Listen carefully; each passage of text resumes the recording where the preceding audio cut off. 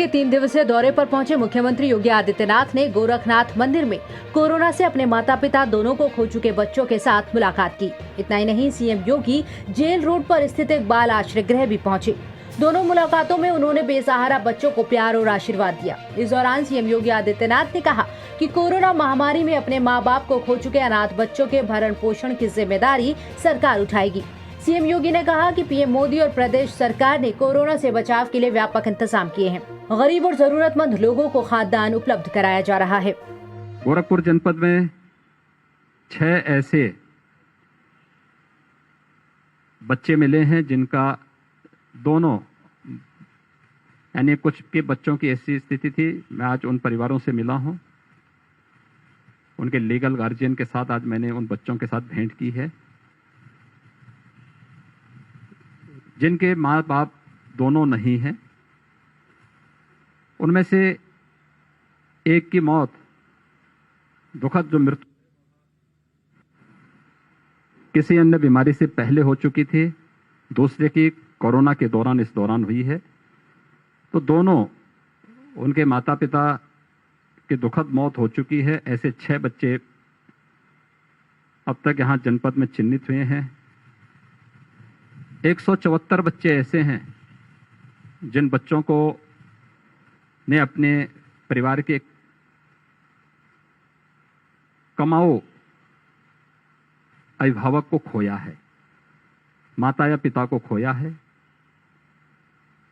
उन सब के बारे में केंद्र और राज्य सरकार ने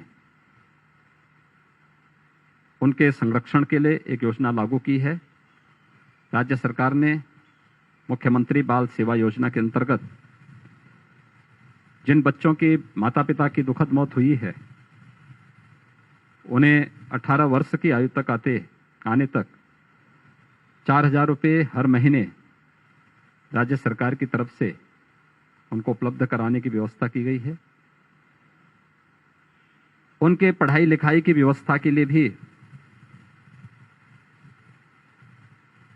व्यापक कार्य योजना सरकार ने बनाई है। बाल संरक्षण गृह के माध्यम से, बालिकाएं हैं तो कस्तूरबा गांधी विद्यालय के माध्यम से, अटल आवासीय विद्यालयों में भी उन बच्चों को आधुनिक शिक्षा दिलाने की एक व्यापक कार्य योजना को लेकर के सरकार कार्य कर रही है।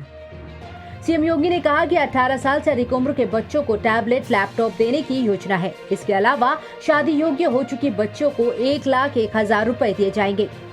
18 वर्ष से ऊपर के बच्चे जो हायर एजुकेशन के साथ जुड़े हैं, टेक्निकल एजुकेशन के साथ जुड़े हैं या उच्च शिक्षा का कोई विशिष्ट कोर्स कर रहे हैं, उनकी निःशुल्क शिक्षा के साथ ही उन्हें टैबलेट देने की कार्रवाई को भी सरकार ने लिया है। बालिकाओं के बारे में भी इसी प्रकार की एक योजना सरकार ने तैयार की है कि जो बालिकाएं शादी ब्याह के योग्य होंगी, उनके लिए भी राज्य सरकार 1,01,000 रुपये उन परिवारों को अलग से उपलब्ध करवाएगी, उस बालिका की शादी के लिए उपलब्ध करवाएगी। हर संभव सहयोग उन सभी परिवारों को करने के साथ ही बाल संरक्षण गृह में पहले से ही यह व्यवस्था है कि जो बच्चे वहां पढ़ते हैं, चाहे वह शासकीय स्तर पर विद्यालय हो, संस्थान हो या किसी एनजीओ के द्वारा संचालित, हर बालक के लिए 2,000 रुपये प्रति माह उपलब्ध करवाने की व्यवस्था की गई है और वह भारत सरकार भी देती है, राज्य सरकार भी उसको उपलब्ध करवाती है। सीएम योगी ने कहा कि कोरोना 100 साल की सबसे बड़ी महामारी है। इस महामारी का बचाव ही सबसे बड़ा हथियार है। देश में 2 वैक्सीन हैं। अगले महीने और वैक्सीन आ रही है। लोगों को आगाह करते हुए उन्होंने कहा कि महामारी में लापरवाही बहुत खतरनाक होती है।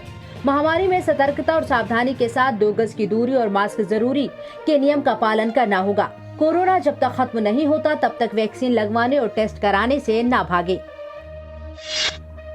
दिल्ली में अनलॉक के दौरान कोविड नियमों के उल्लंघन पर हाईकोर्ट ने नाराजगी जाहिर की है। दिल्ली हाईकोर्ट ने शहर के बाजारों में कोविड दिशा निर्देशों के उल्लंघन पर संज्ञान लेते हुए अधिकारियों से सख्त कदम उठाने और दुकानदारों को जागरूक करने के लिए कहा है। साथ ही दिल्ली के बाजारों में नियमों के उल्लंघन पर हाई कोर्ट ने कहा, कोविड के दिशा निर्देशों के ऐसे उल्लंघन से संक्रमण की तीसरी लहर को बढ़ावा मिलेगा, जिसकी बिल्कुल भी अनुमति नहीं दी जा सकती। दरअसल दिल्ली में अनलॉक की प्रक्रिया शुरू होने के बाद से बाजारों में भारी भीड़ देखी जा रही है। इस दौरान कोविड के प्रोटोकॉल, सोशल डिस्टेंसिंग का उल्लंघन हो रहा है, साथ ही लोग मास्क भी नहीं पहन रहे। चरणबद्ध अनलॉक के बीच कारोबार फिर से शुरू होने और बाजारों में भीड़ के बीच डॉक्टरों ने आगाह किया कि अगर लोग सुरक्षा मानदंडों का पालन नहीं करते तो स्थिति फिर से खराब हो सकती है। राजधानी में कोरोना के नए मामले भले ही कम हो गए हों, लेकिन संक्रमण अभी पूरी तरह से खत्म नहीं हुआ है। राजधानी में पिछले 24 घंटों में कोविड से 10 मौत हुई और 158 नए मामले सामने आए। संक्रमण दर गिरकर 0.20% हो गया है। संक्रमण से 10 और मौतों से शहर में इस बीमारी के कारण मरने वालों की कुल संख्या 24,886 हो गई।